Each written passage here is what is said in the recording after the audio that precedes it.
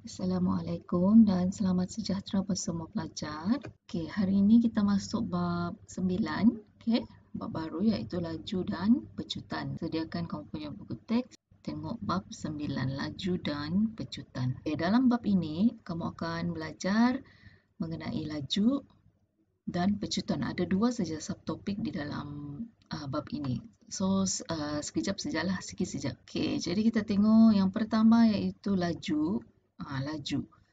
Laju ni dia adalah merupakan kadar, okey. Suatu kadar, maksudnya kadar ni dia adalah perbandingan daripada satu kuantiti dengan satu kuantiti lah. Jadi kalau laju, dia merupakan kadar iaitu perbandingan di antara jarak dan masa. Ini adalah kita punya standard pembelajaran hari ini iaitu menerangkan maksud laju sebagai suatu kadar yang melibatkan jarak dan masa.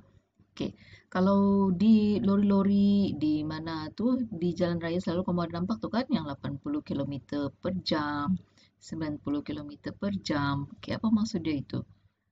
Itu maksud dia laju lah tu, 80 kilometer per jam. Maksudnya dia mesti berkaitan dengan jarak dan juga masa. Okey, jadi formula untuk mencari laju adalah ini. Laju adalah jarak dibahagikan dengan masa. Jarak bahagi masa. Itu saja yang kamu perlu ingat. Okay? Ini adalah formula untuk mencari laju. Okay, kita tengok contoh satu. Okay, Aida berjalan ke kedai yang jaraknya 100 meter selama 5 minit. Okay, hitung lajunya. Okay, kamu ingat laju adalah jarak bahagi masa. Jadi dia berjalan sejauh 100 meter. Ini adalah jarak. Dan dia punya masa adalah 5 minit.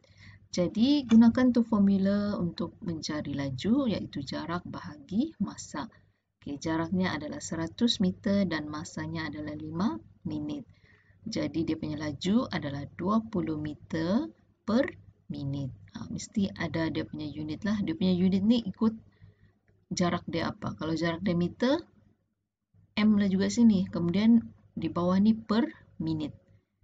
Kalau dia per jam, jam lah sini. Kalau dia per saat, sini pun saat lah. Okey, dia ikut kepada tu unit jarak dan juga unit masa. Jadi maksudnya Aida tu dia berjalan setiap minit 20 meter. Okey, itu maksud laju. Okey, senang saja mencari laju kan? Okey, ini contoh kedua. Khairul Hafiz dan Badrul Hisham ialah pelari pecut muda negara. Okey, mereka ni pelari pecut. Semasa latihan acara 100 meter, Khairul Hafiz menamatkan larian. Okey, ini Hafiz punya jarak dan Khairul Hafiz punya masa. Kemudian Badrul Hisham dia menamatkan larian dalam masa 10.25. Okey, Badrul Hisham pula dia punya masa adalah ini. Jarak sesamalah sebab mereka berlari untuk 100 meter. Okey, jadi hitung laju larian Khairul Hafiz dan Badrul Hisham. Okey, maksudnya kita cari satu-satu. Kita cari laju bagi Khairul Hafiz dulu. Okay, jarak bahagi masa. Jarak adalah 100 meter dan masa untuk Khairul Hafiz adalah 10.18 saat. Ini adalah laju larian bagi Khairul Hafiz. Okay, kemudian kita cari laju larian bagi Badrul Hisham. Okay, jarak bahagi masa. Jarak dia tetap sama 100 meter. Tapi masa dia adalah 10.25 saat. Okay, ini untuk Badrul Hisham.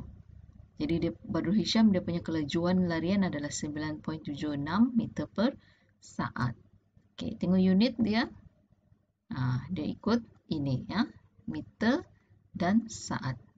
Okey, jadi kalau kamu tengok ni dia punya kelajuan, kita boleh tengok yang Badrul Hisham ni dia lebih laju larian dia berbanding Khairul Hafiz. Itu adalah contoh untuk mencari laju. Okay, yang seterusnya adalah laju seragam dan laju tak seragam. Apa tu laju seragam dan tak seragam? Okay, ini adalah standard pembelajaran kita hari ini. Membezakan antara laju seragam dan laju tak seragam. Okay, kalau seragam maksud dia, okay, kita tengok contoh ni guli lah. Ini adalah dia punya graf laju.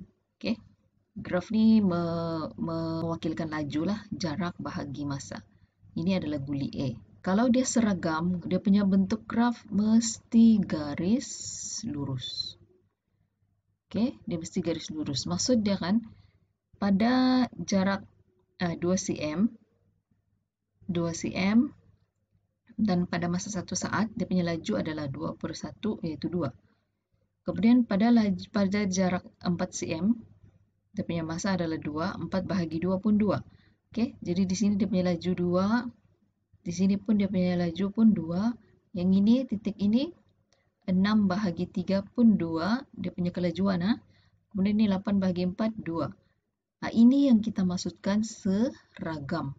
Laju dia sama sahaja. Daripada 0 ke 1 saat, 2 cm per saat. Kemudian daripada 0 pergi 2 saat pun sama juga. Jadi itu maksudnya kelajuan seragam. Dia bergerak tu, guli tu dia seragam, dia punya kelajuan.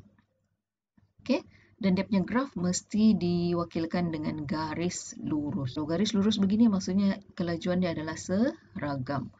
Okey, kita tengok guli B. Okay, kalau kamu tengok guli B, dia punya graf ni bukan garis lurus. Dia ada di sini lagi. Maksudnya kalau kita tengok dia punya laju, okay, kita tengok yang ini dulu. Apa kelajuan dia? Jarak bahagi masa 2 bahagi 1. Okay, 2. Tapi kalau titik ini 2.5. 2.5 bahagi 2. Yang laju berbeza. Pada setiap masa dia tu, setiap saat dia tu, kelajuan dia berbeza. Maksudnya dia bergolek dulu mungkin laju, lepas tu dia perlahan, kemudian laju balik, perlahan balik. Itu maksudnya laju tak seragam. Kalau laju seragam ni dia seragam sajalah. Kalau laju 2, lepas tu 2 juga, lepas tu 2 juga. Itu maksud seragam. Kalau dia tak seragam, maksudnya sekejap laju, sekejap slow, sekejap laju. Itu tidak seragam. Jadi maksud dia oleh itu laju seragam ialah laju yang mempunyai jarak yang sama dalam selang masa yang sama. Laju dia mesti sama. Kalau laju tak seragam, dia mempunyai perubahan jarak yang tidak sama dalam selang masa yang sama. Okey, maksudnya dia punya laju tidak samalah kalau tak seragam. Kalau seragam laju sama. Itu saja kamu ingat, okey? Kalau dia laju seragam, dia punya laju tu sama. Kalau tak seragam, laju tidak sama. Kita tengok contoh 3. Farid memandu sebuah trailer sejauh ini dalam masa 2 jam yang pertama. Okey, 2 jam pertama ini dia punya jarak. Kemudian 190 km dalam 4 jam berikutnya. Adakah Farid memandu trailernya dengan laju seragam? Okey, kita tengok pada kelajuan pada 2 jam yang pertama. Okey, cara cari laju, jarak bahagi masa. Jarak dia adalah 170 km dan masa adalah 2 jam. Jadi kita bahagi, kita dapat kelajuan dia 85 km per jam. Okey, itu untuk 2 jam yang pertama. Okey, kemudian pada 4 jam berikutnya, dia punya jarak adalah 190 km. Dan masa dia dalam 4 jam, kita dapat dia punya kelajuan 47.5 km per jam.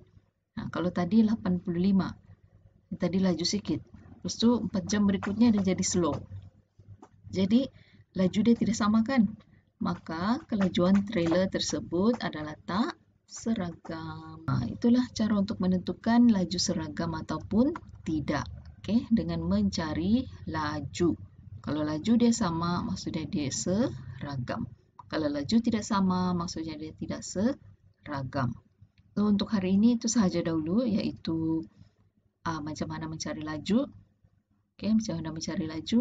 Dan juga macam mana kita menentukan laju seragam dan laju tak seragam. Okay, ini formula untuk mencari laju. Jarak bahagi masa. Ini formula sangat penting dan kamu perlu ingat. Laju adalah jarak per masa. Okay, itu sahaja untuk hari ini. Okay, selamat belajar. Assalamualaikum.